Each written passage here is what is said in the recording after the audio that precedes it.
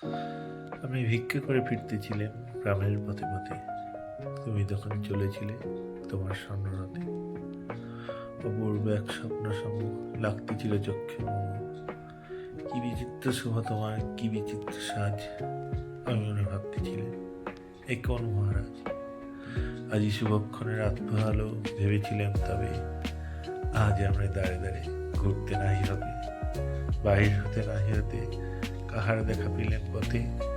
চলিত রথে ধনধান্য ছড়াবে দুই হারে, মুঠার মুঠা কুড়িয়ে নেব ভালো হারে। দেখি সহসা থেমে গেল আমার কাছে এসে, আমার মুখ পানে চেয়ে নামলে তুমি হেসে। দেখে মুখের প্রসন্নতা জুড়িয়ে গেল সকল ব্যথা। হেন কালে কিসের লাগি তুমি অকস্মাৎ আমায় কিছু দাও বলে বাড়িয়ে দিলে হাত। মরি একই কথা রাজধিরাজ, আমায় দাও কিছু। শুনে ক্ষণকালের তরে রোহিণী মাথা নিচু। তোমার কি ভাবা আছে ভিখারি ভিক্ষুকের কাছে? এ কেবল কৌতুকে বসে আমার প্রমাণ জুলিয়তে দিলেন তুলে একটি ছোট কণা। জবের পাত্রখানি ঘরে এনে উজাড় মাঝে একটি ছোট সোনার কণা দেখি। দিলেন যাহা রাজ ভিখারিরে, স্বর্ণ হয়ে এলে ফিরে। তখন কালি চোখের জলে দুটি নয়ন ভরে, তোমায় কেন দিইনি আমার সকল শূন্য করে। এই কবিতাটা বললাম, যেরকম অনেক কবিতা, অনেক গল্প, অনেক কিছু আমি শিখেছি এবং জেনেছি আমার স্বনামধন্য গুরু শ্রী প্রভাস মাস্টার মশাইয়ের কাছ থেকে। উনি গত হয়েছেন অনেক বছর হলো, কিন্তু ওনার কাছ থেকে পাওয়া আমার এই কবিতার গুণ বা আমার যে লেখার প্রতি ইন্সপিরেশন, এই সমস্ত কিছু কিন্তু ওনাকে দেখে, ওনাকে ভেবে, ওনার কল্পনাতেই আমি পেয়েছি। স্যার বারবার করে একটা কথা বলতেন যে তুমি আগে জিনিসটাকে মুখস্থ করো, তারপর সেটার মধ্যে ভাব আনো, তারপর সেটাকে বলার চেষ্টা করো। যখন জিনিসটা মুখস্থ করে তার মধ্যে সত্যিকারের ভাব আসতো, সেটাকে যখন আমি বলার চেষ্টা করেছি বা করতাম, সত্যি সেটা একটা অসাধারণ অনুভূতি হতো। আমার রবীন্দ্রনাথ ঠাকুরের অনেক কবিতা, গল্প, বই পড়া আছে, কিন্তু আমার সবচেয়ে ফেভারিট লাগে এই কৃপণ কবিতাটা। কারণ এই কবিতার মধ্যে যে আধুনিক যুগের একটা মিল দেখা যায়, যে আমরা রাস্তা দিয়ে যেতে গেলে বা রাস্তা দিয়ে চলতে গেলে সেখানে হাজারটা লোককে দেখতে পাই, হাজারটা অসুবিধার মধ্যে পড়ে রয়েছে, কিন্তু আমরা একবারও তার দিকে তাকিয়ে দেখি না, সেই দিকে আমরা যাওয়ার চেষ্টা করি না। সমাজ ব্যবস্থা এতটাই খারাপ হয়ে গেছে বা এতটাই লোকজন নিজের কাজে ব্যস্ত হয়ে পড়েছে, সামান্যতম একটা জিনিসের খেয়াল রাখারও প্রয়োজন হয় না বা মনে করে না। হ্যাঁ, ব্যতিক্রম কিছু লোক আছে, তারা দিন রাত সাহায্য করে, তাদের চিন্তাধারা বা তাদের কাজকর্ম আলাদা। তারা লোক সমাজে প্রকাশ্যে এসে কিন্তু তারা কোনোদিনও বলে না যে আমি এই কাজ করে দিয়েছি, আমি এই কাজ করেছি। যারা প্রকাশ্যে এসে বলে বেড়ায় আমি এই কাজ করেছি, আমি এই কাজ করেছি, সেটা কিন্তু কাজ না, সেটাকে দেখানো বলে। আমারও ইচ্ছা আছে এই সমাজের জন্য কিছু করা, সমাজের জন্য ভালো কিছু চেষ্টা করা, কিন্তু আমার কাছে দেওয়ার মতো কিছুই নেই। যেটুকু আছে সেইটুকু নিয়ে আমি চেষ্টা করেছি, কিন্তু ওই যে তার বিনিময়ে কিছু আশা করে ফেলেছিলাম যে আমি কিছু দান করছি, তার বিনিময়ে আমি একটা কিছু পাবো, সেই করতে গিয়ে আমি সব কিছু বরবাদ করে ফেলেছি। যে কৃপণ কবিতার লাস্টে যে একটুখানি সোনা গয়না দিয়ে যে যে মানে একটুখানি ভিক্ষা দিয়ে দিয়ে কতখানি একটুখানি সোনা গয়না পেয়েছে, আমিও সেরকম চেষ্টা করেছিলাম যে একটুখানি কিছু দিই, তাতে আমার বড় কিছু পেয়ে যাবো, কিন্তু না, বাস্তব সেটা হয়নি। তার জন্য মাঝখানে অনেক দুঃখ হয়েছি, কষ্ট পেয়েছি, বাট আমি উঠে দাঁড়িয়েছি, চেষ্টা করছি, আবারও চেষ্টা করবো, আবারও সেই সব জায়গায় গিয়ে সাহায্য করবো যাদের দরকার আছে। যদি আমার পাশে কেউ এসে দাঁড়াতে চান বা থাকতে চান তাহলে অবশ্যই আসুন। আমি মানুষটা অতটা খারাপ নেই লোকে যতটা এখন ভাবে। সমাজের জন্য অনেক কিছু করার ইচ্ছা আছে, শুধু পাশে কেউ নেই তাই জন্য কিছু করতে পারি না।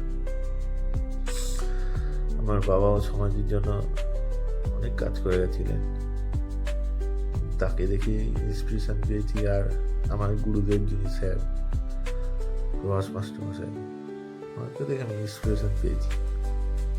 স্যার ভালো গল্প লিখতেন, ভালো কবিতা লিখতেন, সেখান থেকে আমার ইন্সপিরেশন। আমার ফেসবুক জুড়ে যে কবিতা,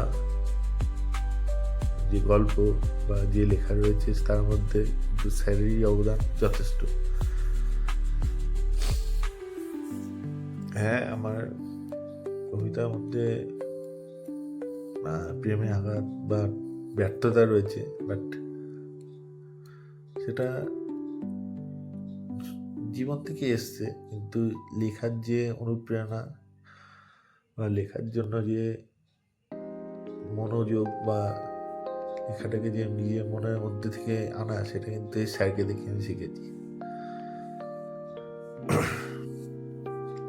যখন আমি ডিএলএড করতেই আমার এক বন্ধু শান্তনু, সে আমাকে আমার প্রথম কবিতা দেখে সে আমাকে বলেছিল যে তুই একদিন লিখবি, ভালো লিখবি, বড় কিছু করতে পারবি। সেটা বড় কিছু করতে হয়নি, বাট আমি যেটুকু করতে পেরেছি সেইটুকু অনেকখানি। নিজেকে প্রতিষ্ঠা করতে গিয়ে আমার লেখা, আমার ইন্সপিরেশন সবই আস্তে আস্তে চলে যাচ্ছে।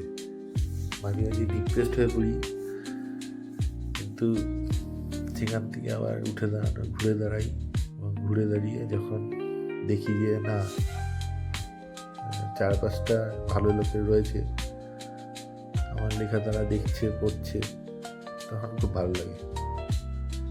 আর সমাজের জন্য কাজ করতে পারলে তো খুবই ভালো হতো।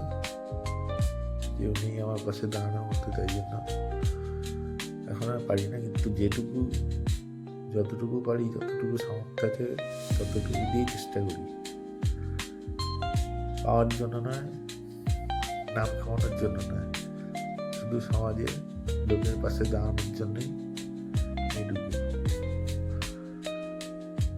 জানি না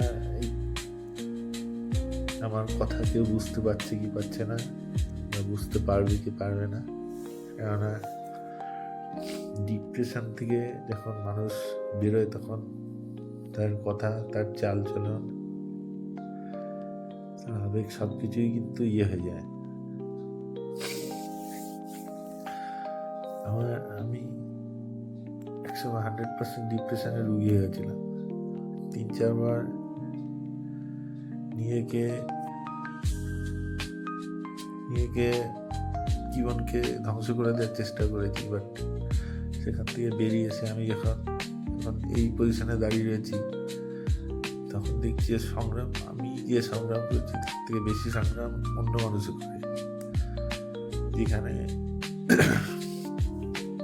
আমার 4টে হাত আছে, 4টে পা আছে, কিন্তু এমন মানুষ দেখেছি তাদের হাত নেই, পা নেই, তারা কিন্তু দিব্যি সুখে হাসছে, খেলছে, তারা তাদের জীবন নির্বাহ করছে। আর সমাজে বলে যে পুরুষ মানুষের কোনো দাম নেই, না, এটা ঠিক কথা না। পুরুষ মানুষের দাম আছে, কিন্তু সমাজ আমাদের পুরুষ মানুষকে বুঝতে পারে না। এটাই হচ্ছে সবচেয়ে খারাপ বিষয় লাগে। আমাদের জাজমেন্ট লোকে বেশি করে দেয় যে না তুই জাজমেন্টাল হয়ে গেছিস, বা তুই এই হয়ে গেছিস, ওই হয়ে গেছিস, এই করেছিস, সেই করেছিস, বাট তার পিছনে বিচার করে দেখা নেই যে কেন করেছি।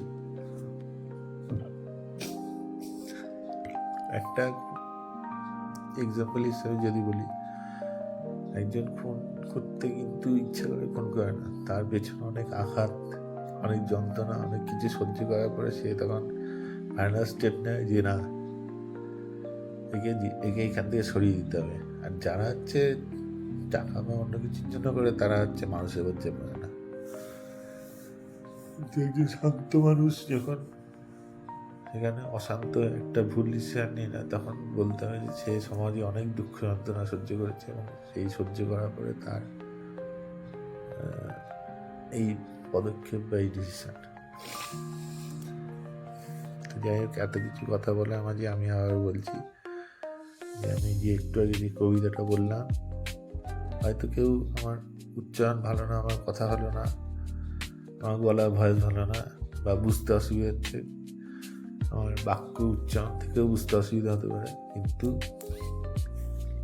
সাহস করে বলেই ফেললাম আমার মনের কথা।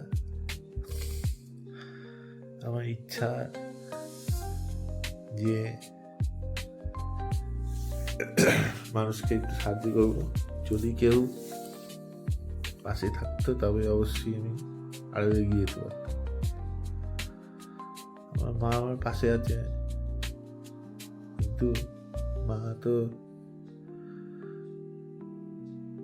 মা অর্থনৈতিক বা অন্যান্য দিক থেকে করছি, কিন্তু আমার একজন বন্ধুর মতো দরকার, যাকে আমি আমার মনের সব কথা খুলে বলতে পারবো, তার সাথে হাসতে পারবো, খেলতে পারবো, সমাজের বিষয়ে সমাজ আমাকে কি ভাবলো না ভাবলো সেই বিষয়ে সে কোনো তোয়াক্কা করবে না, এরকম যে লোক চাই।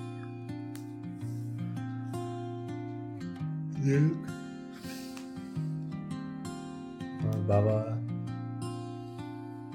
মা এবং আমার পরিবারের সবাইকে আমি ভালো রাখার চেষ্টা করব। হয়তো সোশ্যাল মিডিয়ায় এই কথাটা বা এই কথাগুলো কেউ নাও দেখতে পারে, নাও শুনতে পারে, বাট আমি আমার তাদেরকে মন খুলে বলে ফেলতে পারি। শুনেছি কথা বললে মন হালকা হয়, আরো 4-5 জন যদি আমার সাথে এসে কথা বলতে ইচ্ছুক হয় তাহলে অবশ্যই আসতে পারি, তাহলে মন হালকা হবে, আমার মন হালকা হবে। নমস্কার।